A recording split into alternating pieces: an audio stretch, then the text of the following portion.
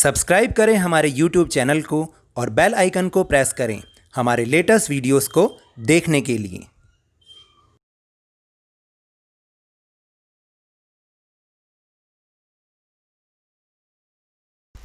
Hello and welcome to Lavneesh sir की class. आज की ये शिक्षा निदेशालय राष्ट्रीय राजधानी क्षेत्र दिल्ली की वर्कशीट नंबर 40 और जो कि क्लास 10th के स्टूडेंट्स के लिए है, यह ली गई है सामाजिक विज्ञान के भूगोल विषय से, जिसमें हम समझने का प्रयास कर रहे हैं पाठ 7 राष्ट्रीय अर्थव्यवस्था की जीवन रेखाएं, और उसमें से भी जिस टॉपिक को हम समझ रहे हैं वह है जल परिवहन एवं समुद्री पत्तन। तो देखिए, ये तो हम सभी जानते हैं कि पिछली कुछ वर्कशीट से वर्कशीट नंबर 37 से हम इस पार्ट को समझने का प्रयास कर रहे हैं और बहुत सारा हमने इसमें से सीखा भी है। जैसे हमने सबसे पहले पढ़ा था कि परिवहन जो है वो राष्ट्रीय अर्थव्यवस्था की एक महत्वपूर्ण जीवन रेखा है, और उसमें हमने फिर नेक्स्ट में सड़क परिवहन और उसका महत्व पढ़ा, रेल परिवहन के बारे में पढ़ा, उनकी समस्याएं पढ़ी। फिर लास्ट वर्कशीट में तो हमने एक नया जो परिवहन का माध्यम है पाइपलाइन परिवहन, उसके बारे में समझा। और आज की इस वर्कशीट में अब हम जानेंगे कि जल परिवहन और समुद्री पत्तन का हमारे राष्ट्रीय अर्थव्यवस्था में क्या महत्व है, कि वो हमारी राष्ट्रीय अर्थव्यवस्था की जीवन रेखा किस प्रकार है, उसके बारे में आज की इस वर्कशीट में हम लोग समझेंगे। तो चलिए शुरू करते हैं मेरे साथ और समझने का प्रयास करते हैं।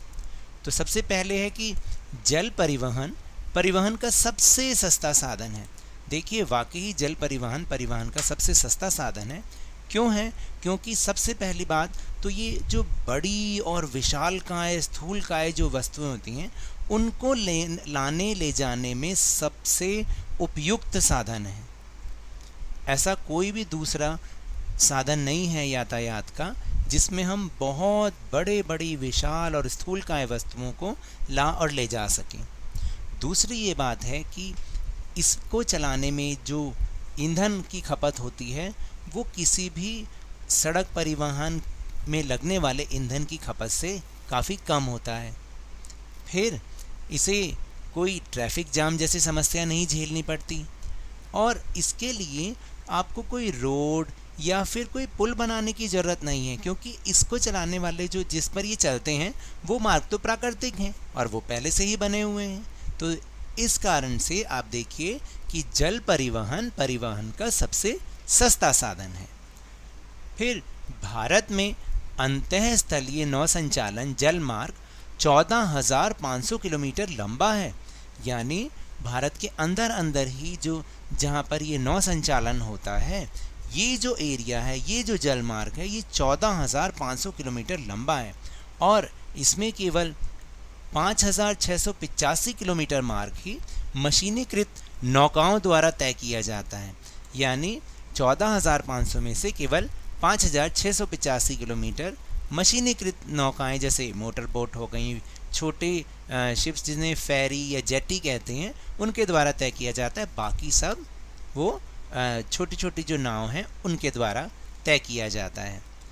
भारत सरकार द्वारा घोषित किए गए प्रमुख राष्ट्रीय जल मार्ग में देखिए, अगर आपको याद हो तो हमने सड़क परिवहन में भी क्षमता के आधार पर जब पढ़े थे, उसमें हमने नेशनल हाईवे पढ़े थे और पढ़ा था कि ये सड़कों का जाल है, और ये जो नेशनल हाईवे होता है एक राज्य को ये सड़कें दूसरे राज्य से मिलाती हैं।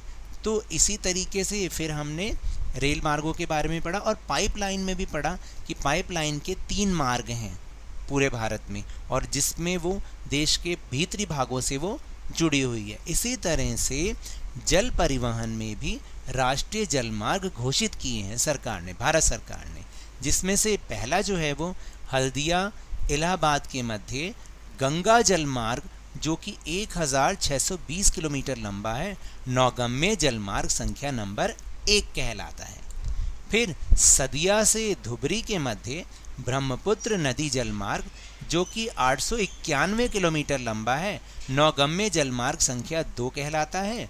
और फिर केरल में पश्चिमी तटीय नहर कोट्टापुरम से कोल्लम तक 205 किलोमीटर नौगम्य जलमार्ग संख्या 3 कहलाता है और इन तीनों का ही विशेष महत्व है। देखिए, जिन जलमार्गों के बारे में अभी अभी हमने समझा है, ये बहुत ही इम्पॉर्टेंट टॉपिक है और बहुत ही इम्पॉर्टेंट क्वेश्चन है जो कि अक्सर आपके बोर्ड एग्ज़ाम्स में आता है। तो कृपया इन तीनों जलमार्गों को, ये कहाँ से कहाँ तक हैं और कौन सी नदी पर ये हैं, इन्हें आप ज़रूर याद कर लें क्योंकि ये एक इम्पॉर्टेंट क्वेश्चन है। फिर नेक्स्ट है कि भारत की कुल समुद्री तट रेखा 7516.6 किलोमीटर लंबी है, जिस पर 12 मुख्य एवं 200 मध्यम व छोटे पत्तन स्थित हैं।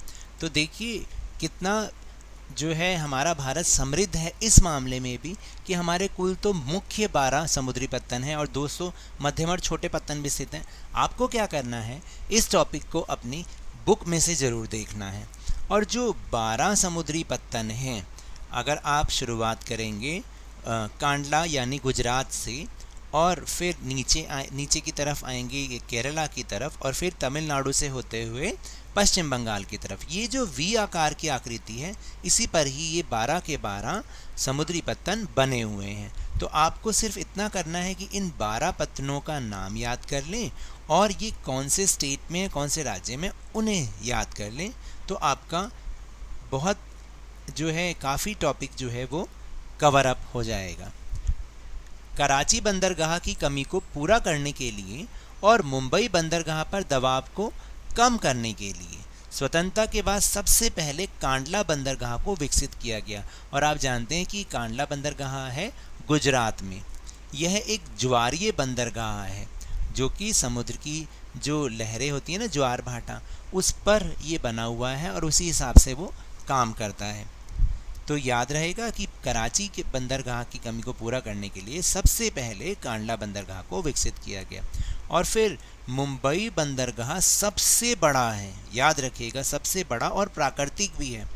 और पोर्ट ब्लेयर सबसे छोटा बंदरगाह है।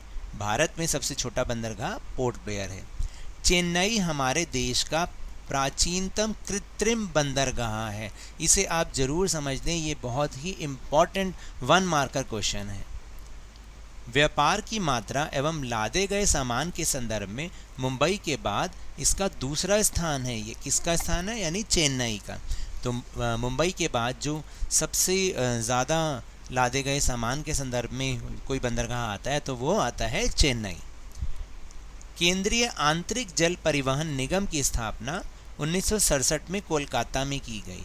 देखिए, जैसे क्या बोलते हैं, सरकार की कई सारी संस्थाएं होती हैं जो कि सारे कामों को देखरेख करती हैं। तो इसी तरह से केंद्रीय आंतरिक जल परिवहन निगम भी बनाया गया जिसकी स्थापना 1967 में कोलकाता में की गई। इसके बाद inland waterways authority of India की स्थापना शिपिंग एवं समुद्री आवागमन के उद्देश्यों को पूरा करने के लिए 1986 में की गई। यानी शिपिंग के लिए और समुद्र में आना जाना, इसके उद्देश्यों को पूरा करने के लिए inland waterways authority of India की स्थापना 1986 में की गई। रेलवे के आगमन से पहले जल परिवहन ही लोगों और वस्तुओं के आवागमन का प्रमुख साधन था। तो देखिए ना आप कि जब तक रेलवे नहीं आया था तब तक जो है लोगों के आने जाने का और सामान को लाने ले जाने का जो प्रमुख साधन था वह था जल परिवहन ही वो मुख्य साधन था। वर्तमान में जल परिवहन ही एक सस्ता और पर्यावरण अनुकूल एवं ईंधन प्रभावी परिवहन है, जिसके बारे में मैंने आपको ऊपर भी समझाया था।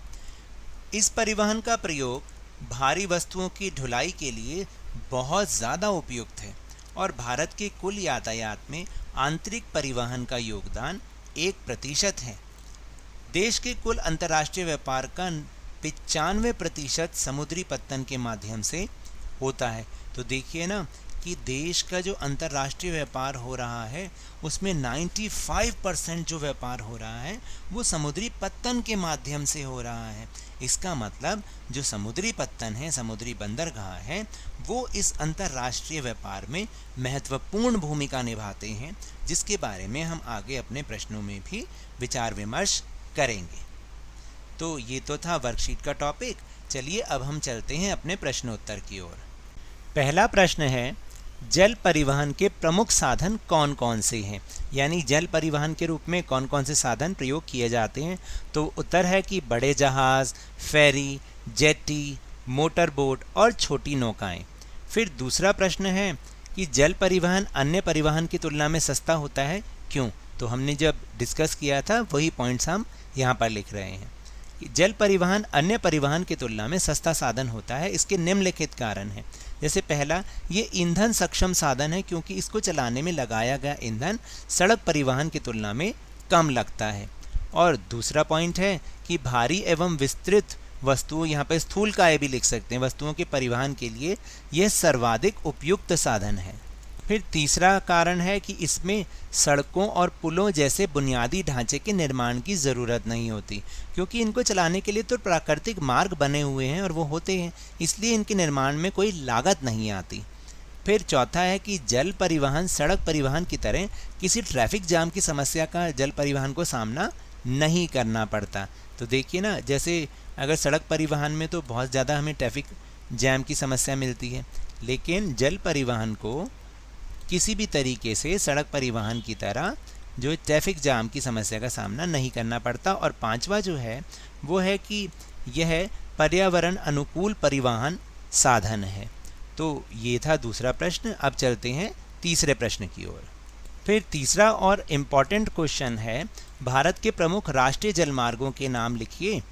तो इसका उत्तर है कि भारत के प्रमुख राष्ट्रीय जलमार्ग हैं। पहला, हल्दिया इलाहाबाद के मध्य गंगा जलमार्ग जो कि 1620 किलोमीटर लंबा है, नौगम्य जलमार्ग संख्या 1। दूसरा, सदिया और धुबरी के मध्य ब्रह्मपुत्र नदी जलमार्ग जो 891 किलोमीटर, जो कि नौगम्य जलमार्ग संख्या 2 है। और फिर तीसरा, केरल में पश्चिमी तट की जो नहर है कोट्टापुरम से कोल्लम तक 205 किलोमीटर, नौगम्य जलमार्ग संख्या 3।